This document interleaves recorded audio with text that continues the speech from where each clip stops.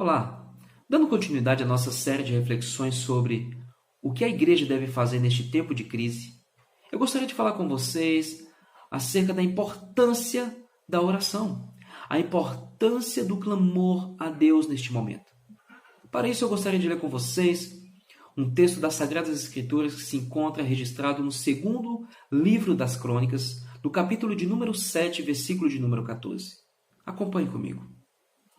E se o meu povo, que se chama pelo meu nome, se humilhar, orar e buscar a minha presença, e se desviar dos seus maus caminhos, então ouvirei dos céus, perdoarei os seus pecados e sararei a sua terra.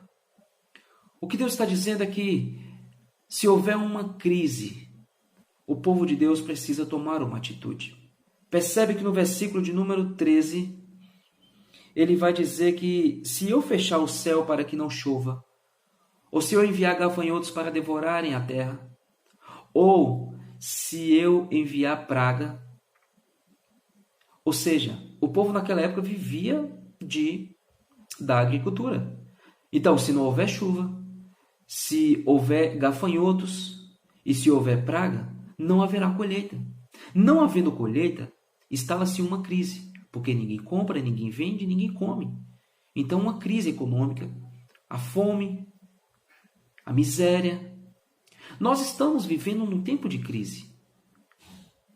Nós estamos numa pandemia, um vírus que está trazendo consequência para a saúde, para a economia.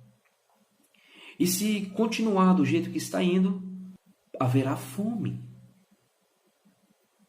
Haverá calamidade.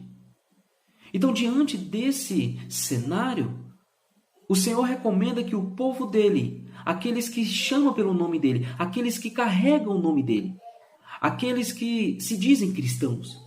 O povo de Deus aqui é a igreja. A igreja do Senhor é o agente de Deus aqui neste mundo. A igreja do Senhor é a luz do mundo, é o sal da terra. Deus então está dizendo, no meio da crise, o que a igreja deve fazer? A igreja deve se humilhar. A igreja deve refletir neste momento, tomar uma atitude de se humilhar diante de Deus, reconhecer a sua impotência, reconhecer a sua necessidade, a sua fragilidade e reconhecer a grandeza de Deus e se prostrar diante de Deus, colocar a cara no pó, abandonar o orgulho, abandonar a vaidade, abandonar a negligência, abandonar a frieza, abandonar a falta de reverência. Se a igreja humilhar, então ela irá orar.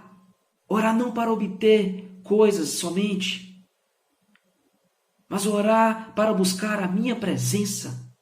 Orar para desenvolver uma intimidade comigo. Orar para conhecer a minha vontade, os meus desígnios. Uma vez que a igreja então faz isso, uma vez que a igreja busca a minha presença, ela se desviará dos seus maus caminhos. Ela irá abandonar os seus maus caminhos. Ela não irá andar pelos seus próprios caminhos, mas ela andará conforme a minha palavra. Ela andará regida pelas minhas instruções. Ela andará regida pela minha vontade. E Deus então faz uma promessa, que se nós estivermos dentro da vontade dele, ele ouvirá nossas orações. Ele fala, eu ouvirei dos céus, perdoarei os seus pecados e sararei a sua terra. Portanto, meus amados, que venhamos orar, que venhamos nos colocar debaixo da potente mão do Senhor, nos humilharmos diante de Deus, chorar pela nação, clamar pela nação.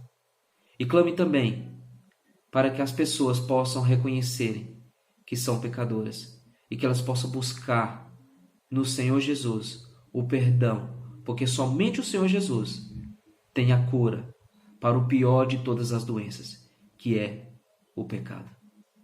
Que Deus assim nos abençoe. Amém e amém.